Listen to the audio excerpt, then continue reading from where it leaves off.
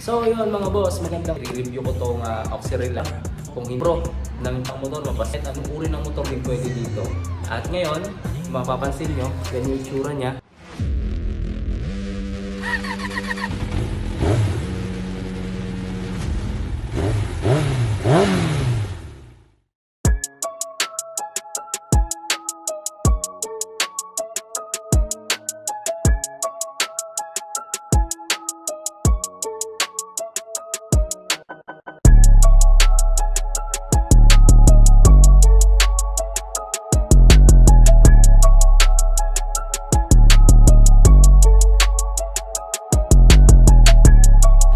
Yun, what's up mga tol? It's me, Gear Moto Vlog here. Ngayon, nandito tayo sa San Pablo Bristol Group para i-review ang kanilang ilaw sa mga motor. At itong ipapakita ko sa inyo, sulit at budget meal mga tol.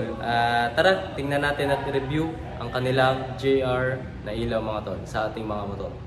Let's go! So yun mga boss, magandang umaga. At ako nga pala ulit, si Gear Moto Vlog at i-review ko tong auxiliary light ng JR mga tol. Ito ay walang iba kung hindi ang X5 Pro ng JR mga tol. At pwede ito kahit sa motor, mapa-scooter, mapa-big bike, o kahit anong uri ng motor man yan, kahit anong brand.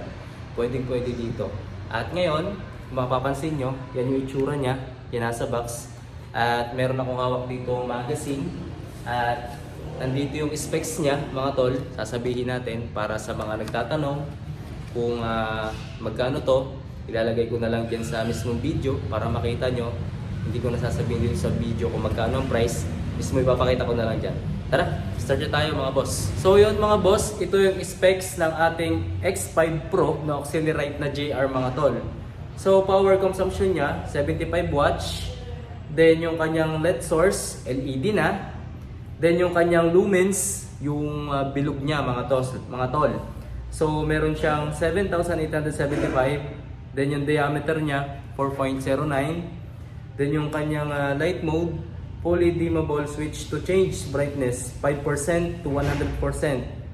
4-strobe mode siya mga boss, no? Then yung kanyang materials naman, marami na rin siyang kasama. So ito yung kanyang naka CNC 6063 pure aluminum na. So maganda na siya, no? Bukod sa magaan, matibay. Then waterproof na siya mga boss. Then yung nga pala mga boss, mabanggit ko din. Yung pinaka waterproof ng ilaw natin mga boss, abot siya ng hanggang 8 feet, no? So yung kanyang net weight naman, yung kanyang bigat 1.30, then 0.588 kg. Ayun yung kagandahan sa kanya. So pwede siya kahit anong bracket, kahit saan mo ilagay sa ng motor mo, pwede siyang ilagay, no? So take note mga boss, no, kung maglalagay tayo ng auxiliary light sa ating mga motor, make sure na lagi nating ilalagay dun sa mismong comfortable. Hindi siya yung hindi advisable maglagay ng ilaw sa yung iba kasi nakikita ko naglalagay sa mga shop. So hindi po advisable yun, no. So kung ang motor mo is sports bike, naked bike, dapat maglagay ka ng kaunting crash guard para sa pagkakapitan ng mga ilaw, lalo na kung ganito mamahalin ang iyong auxiliary light, no?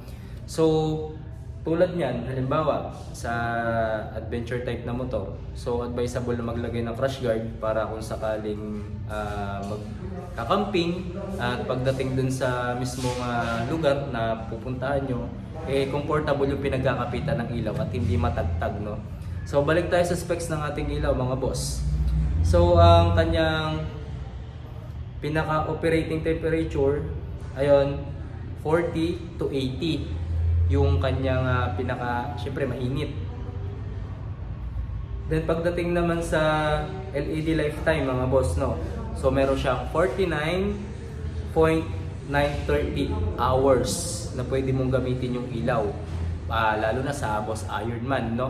So matagal na yon kumpara sa ibang auxiliary light na ordinary.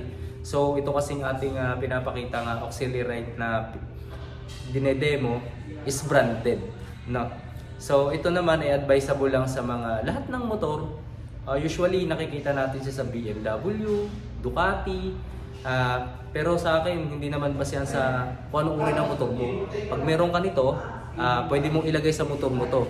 Pero take note, lagi po natin tatandaan, no, mga boss, ang ganitong ilaw ay binubuksan lamang sa mga madidilim na lugar. So hindi siya advisable na buksan mo during sa habang nagmamaneho ka, o kaya naman gusto mo lang testingin habang nagmamaneho ka, maraming masisilaw na mga kasalubong mo.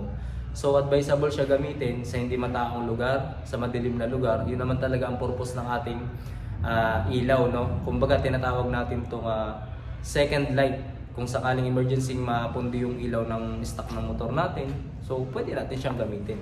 Pero pagdating naman sa mga public road, kasi alam ko may violation dyan, no? Ang multa dyan sigurado hindi bumababa sa 3,000, mga ganon, o 2,000, basta. Yun, tulad sa sinabi ko, advisable gamitin to tulad sa mga, sa trail, sa bundok, inabot ka ng dilim sa daan, yun, pwede mo siyang gamitin. Pero kagandahan dito, meron siyang adjustable, no? Pwede mo siyang palakasin, pwede mo rin siyang pahinain, then meron na siyang blinker, then may marami na rin siyang mga kasamang tawag doon, yung kanyang pinaka-lens. Yun. Hindi ko lang alam kung ilang piraso, pero titingnan natin. Tara, silipin natin kung anong laman ng X5 Pro ng JR, mga tol. So ayan mga boss, ito na yung ating auxiliary light na titingnan natin yung laman, kung ano ang kasama niya sa loob. Ayan, buksan na natin.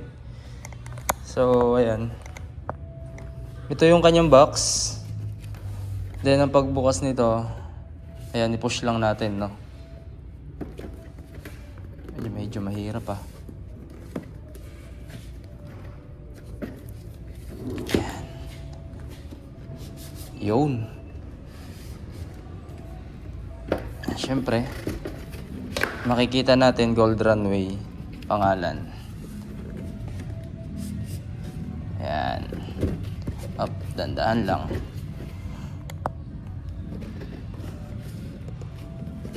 Ayan. So, natanggal na natin. So, ito yung box niya. GR Gold Runway, mga boss. Ayan.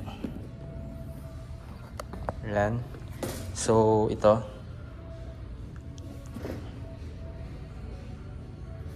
Yun, no? Siyempre, may protection. May nakalagay na foam. At ayan. Ito yung pinakailaw. Then, syempre, may sticker tayo na JR. At dito naman, ayan.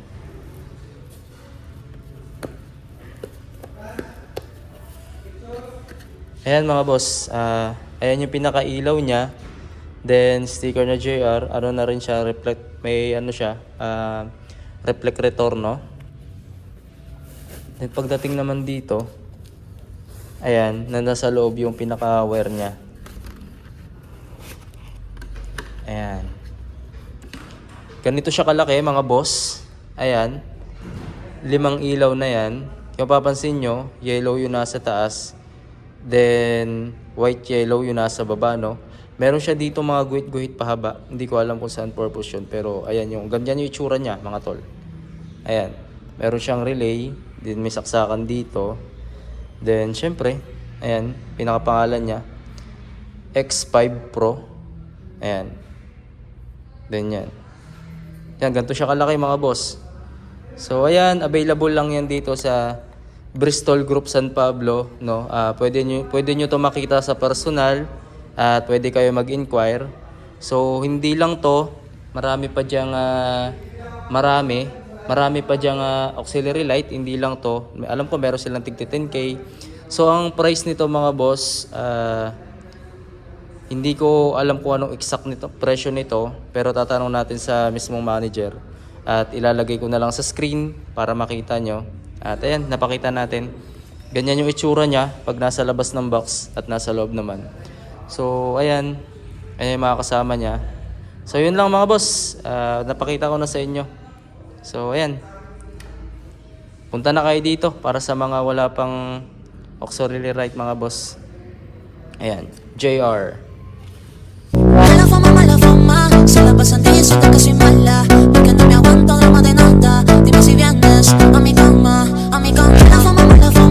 Sa labas ang tingin sa taga si Mala